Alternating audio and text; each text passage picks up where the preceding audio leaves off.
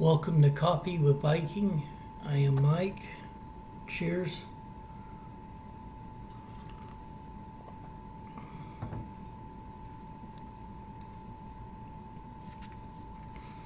Exodus chapter 18.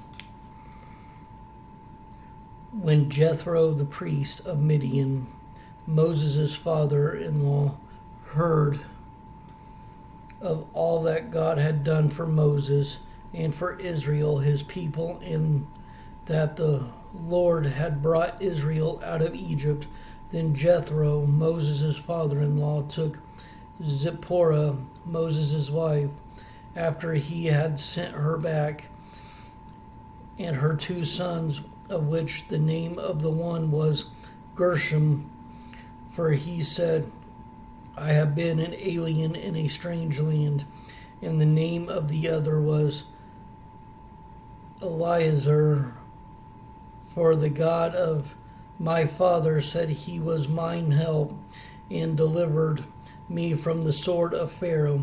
And Jethro, Moses' father-in-law, came with his sons and his wife unto Moses into the wilderness, where he encamped at the mount of God. And he said unto Moses, I, thy father-in-law Jethro, am come unto thee, and thy wife and her two sons with her. And Moses went out to meet his father-in-law, and did obeisance, and kissed him, and they asked each other of their welfare, and they came into the tent. And Moses told his father-in-law all that the Lord had done unto Pharaoh and to the Egyptians for Israel's sake, and all the travail that had come upon them by the way, and how the Lord delivered them. And Jethro rejoiced for all the goodness which the Lord had done to Israel, whom he had delivered out of the hand of the Egyptians. And Jethro said, Blessed be the Lord, who hath delivered you out of the hand of the Egyptians, and out of the hand of Pharaoh, who hath delivered the people from under the hand of the Egyptians. Now I know that the Lord is greater than all gods, for in the thing wherein they dealt proudly he was above them. And Jethro, Moses' father-in-law, took a burnt offering and sacrificed for God. And Aaron came, all the elders of Israel, to eat bread with Moses' father-in-law before God. And it came to pass on the morrow that Moses sat to judge the people, and the people stood by Moses from the morning unto the evening. And when Moses' father-in-law saw all that he did to the people, he said, What is this thing that thou doest to the people? Why sittest thou thyself alone, and all the people stand by thee from morning unto even? And Moses said unto his father-in-law, Because the people come unto me to inquire of God. When they have a matter, they come unto me, and I judge between one and another, and I do make them know the statutes of God, and all in his laws. And Moses' father-in-law said unto him, The thing that thou doest is not good. Thou wilt surely wear away both thou and this people that is with thee, for this thing is too heavy for thee. Thou art not able to perform it thyself alone. Hearken now unto my voice. I will give thee counsel, and God shall be with thee. Be thou for the people to Godward, that thou mayest bring the cause unto God, and thou shalt teach them ordinances and laws, and shalt shew them the way wherein they must walk in work. They must walk in the work that they must do. Moreover, thou shalt provide out all of the people able men, such as fear God, men of truth, hating covetousness, and place such over them to be rulers of thousands, and rulers of hundreds, rulers of fifties, and rulers of tens. And let them judge the people at all seasons, and it shall be that every great matter they shall bring unto thee, but every small matter they shall judge. So shall it be easier for thyself, and they shall bear the burden with thee.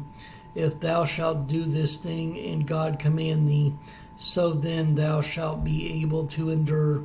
And all this people shall also go to their place in peace.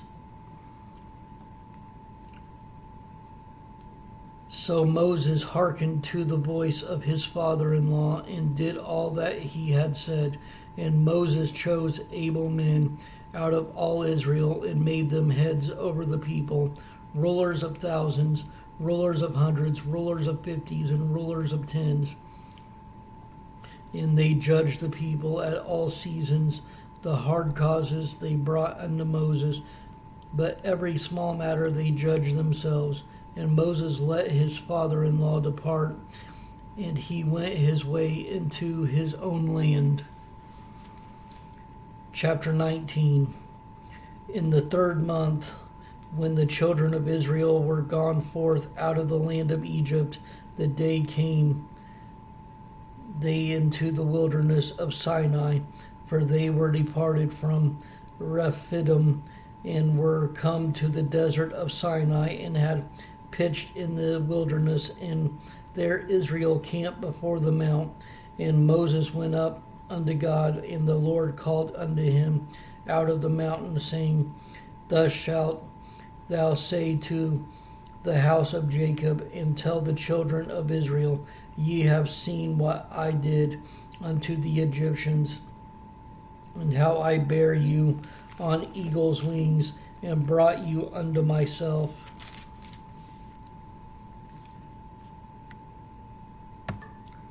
Now therefore, if ye will obey my voice indeed, and keep my covenant, then ye shall be a peculiar treasure unto me above all people, for all the earth is mine, and ye shall be unto me a kingdom of priests and an holy nation.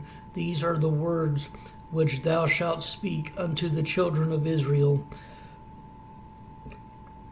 And Moses came and called for the elders of the people, and laid before their faces all these words which the Lord commanded him. And all the people answered together and said, All that the Lord has spoken we will do. And Moses returned the words of the people unto the Lord. And the Lord said unto Moses, Lo, I come unto thee in a thick cloud, that the people may hear when I speak with thee, and believe thee forever. And Moses told the words of the people unto the Lord. And the Lord said unto Moses, Go unto the people, and sanctify them today and tomorrow, and let them wash their clothes, and be ready against the 3rd day. For the 3rd day the Lord will come down in the sight of all the people upon Mount Sinai, and thou shalt set bounds unto the people round about, saying, Take heed to yourselves, take ye, go not up into the mount, or touch the border of it. Whosoever toucheth the mount shall be surely put to death. There shall not an hand touch it, but he shall surely be stoned or shot through, whether it be beast or man, it shall not live. When the trumpet soundeth long, they shall come up to the mount. And Moses went down from the mount unto the people, and sanctified the people, and they washed their clothes. And he said unto the people, Be ready against the 3rd day. Come not at your wives. And it came to pass on the 3rd day in the morning, that there were thunders and lightnings, and a thick cloud upon the mount, and the voice of the trumpet exceeding loud, so that all the people that was in the camp trembled. And Moses brought forth the people out of the camp to meet with God, and they stood at the nether part of the mount, and Mount Sinai was altogether on a smoke. because the Lord descended upon it in fire, and the smoke thereof ascending as the smoke of a furnace, and the whole mount quaked greatly. And when the voice of the trumpet sounded long and waxed louder and louder, Moses spake, and God answered him by a voice. And the Lord came down upon Mount Sinai on the top of the mount, and the Lord called Moses up to the top of the mount. And Moses went up, and the Lord said unto Moses, Go down, charge the people, lest they break through unto the Lord to gaze, and many of them perish. And let the priests also which came near to the Lord sanctify themselves, lest the Lord break forth upon them. And Moses said unto the Lord, The people cannot come up to Mount Sinai, for thou chargest us, saying, Set bounds about the mount and sanctify it. And the Lord said unto him, Away, get thee down, and thou shalt come up, thou and Aaron with thee, but let not the priest and the people break through to come up unto the Lord, lest he break forth upon them. So Moses went down unto the people and spake unto them. Chapter 20. And God spake all these words, saying, I am the Lord thy God, which have brought thee out of the land of Egypt, out of the house of bondage. Thou shalt have no other gods before me. Thou shalt not make unto thee any graven images, or any likeness of anything that is in heaven above, or that is in the earth beneath, or that is in the water under the earth. Thou shalt not bow down thyself to them, nor serve them, for I, the Lord thy God, am a jealous God, visiting the iniquity of the fathers upon the children unto the third and fourth generation of them that hate me, and shewing mercy unto thousands of them that love me and keep my commandments. Thou shalt not take the name of the Lord thy God in vain, for the Lord will not hold him guiltless that taketh his name in vain. Remember the Sabbath day, and keep it holy. 6 days shalt thou labor and do all thy work, but the seventh day is the Sabbath of the Lord thy God. In it thou shalt not do any work, thou, nor thy son, nor thy daughter, thy manservant, nor thy maidservant, nor thy cattle, nor thy stranger that is within thy gates. For in 6 days the Lord made heaven and earth and sea, and all that in them is, and rested on the seventh day. Wherefore the Lord blessed the Sabbath day and hallowed it. Honor thy father and thy mother, that thy days may be long upon the land which the Lord thy God giveth thee. Thou shalt not kill. Thou shalt not commit adultery. Thou shalt not steal. Thou shalt not bear false witness against thy neighbor. Thou shalt not covet thy neighbor's house. Thou shalt not covet thy neighbor's wife, nor his manservant, nor his maidservant, nor his ox, nor his ass, nor anything that is thy neighbor's. And all the people saw the thunderings and the lightnings and the noise of the trumpet and the mountain smoking. And when the people saw it, they removed and stood afar off. And they said unto Moses, Speak thou with us, and we will hear, but let not God speak with us, lest we die. And Moses said unto the people, Fear not, for God is come to prove you, and that his fear may be before your faces, that ye sin not. And the people stood afar off, and Moses drew near unto the thick darkness where God was. And the Lord said unto Moses, Thus thou shalt say unto the children of Israel, Ye have seen that I have talked with you from heaven. Ye shall not make with me gods of silver, neither shall ye make unto you gods of gold. An altar of earth thou shalt make unto me, and shalt sacrifice thereon thy burnt offerings and thy peace offerings. thy sheep and thine oxen. In all places where I record my name, I will come unto thee, and I will bless thee. And if thou wilt make me an altar of stone, thou shalt not build it of hewn stone. For if thou lift up thy tool upon it, thou hast polluted it. Neither shalt thou go up by steps unto mine altar, that thy nakedness be not discovered whereon.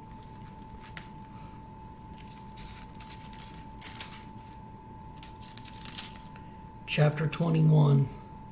Now these are the judgments which thou shalt set before them. If thou buy an Hebrew servant, 6 years he shall serve, and in the 7th he shall go out free for nothing.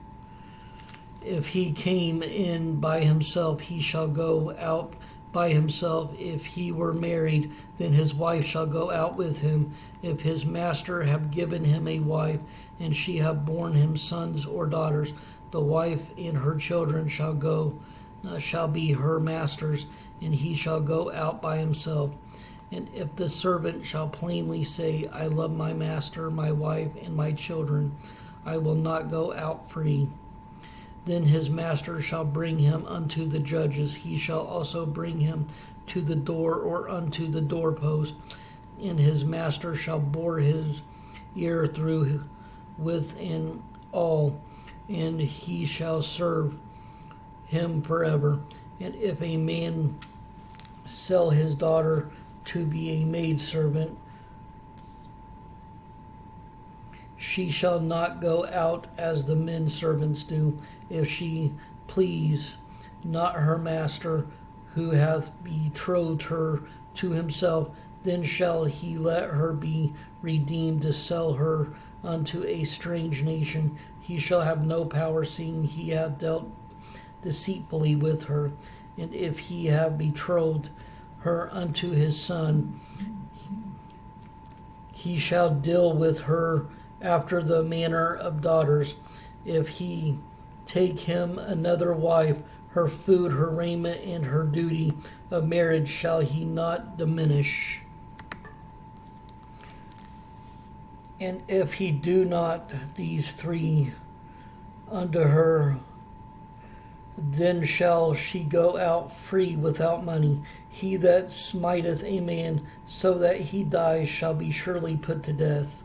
And if a man lie not in wait, but God deliver him unto his hand, then I will appoint thee a place whither he shall flee. But if a man come presumptuously upon his neighbor to slay him with guile, thou shalt take him from mine altar, that he may die, and he that smiteth his father or his mother shall be surely put to death. And he that stealeth a man and selleth him, or if he be found in his hand, he shall surely be put to death. And he that curseth his father or his mother shall surely be put to death. And if men strive together, and one smite another with a stone or with his fist, and he die not, but keepeth his bed, if he rise again and walk abroad upon his staff, then shall he that smote him be quit, only he shall pay for the loss of his time, and shall cause him to be thoroughly healed. And if a man smite his servant or his maid with a rod, and he die under his hand, he shall be surely punished. Notwithstanding, if he continue a day or two, he shall not be punished, nor he is, for he is his money. If men strive and hurt a woman with child, so that her fruit depart from her, and yet no mischief followed, he shall be surely punished, according as the woman's husband will lay upon him, and he shall pay as the judges determine. And if any mischief follow, then thou shalt give life for life, eye for an eye, tooth for a tooth, hand for hand, foot for foot, burning for burning, wound for wound, stripe for stripe. And if a man smite the eye of his servant or the eye of his maid, that it perish, he shall let him go free for his eye's sake. And if he smite out his manservant's tooth or his maidservant's tooth, he shall let him go free for his tooth's sake. If an ox gore a man or a woman that they die, then the ox shall be surely stoned, and his flesh shall not be eaten, but the owner of the ox shall be quit. But if the ox were wont to push with his horn in time past, and it hath been testified to his owner, and he hath not kept him in, but that he hath killed a man or a woman, the ox shall be stoned, and his owner also shall be put to death. If there be laid on him a sum of money, then he shall give for the ransom of his life. Whatsoever is laid upon him, whether he have gored a son or have gored a daughter, according to the judgment shall it be done unto him. If the ox shall push a manservant or a maidservant, he shall give unto their master 30 shekels of silver, and the ox shall be stoned. And if a man shall open a pit, or if a man shall dig a pit, and not cover it, and an ox or an ass fall therein, the owner of the pit shall make it good and give money unto the owner of them, and the dead beast shall be his. And if one man's ox hurt another's, that he die, then they shall sell the live ox and divide the money of it, and the dead ox also they shall divide. Or if it be done that the ox hath used to push in time past, and his owner hath not kept him in, he shall surely pay ox for ox, and the dead shall be his own.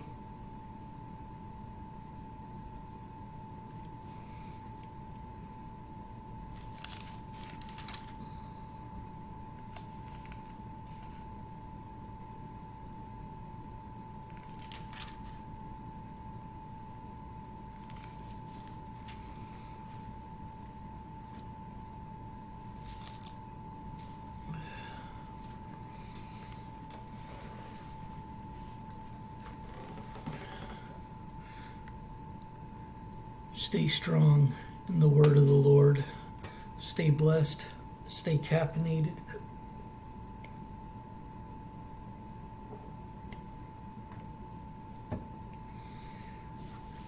Much love.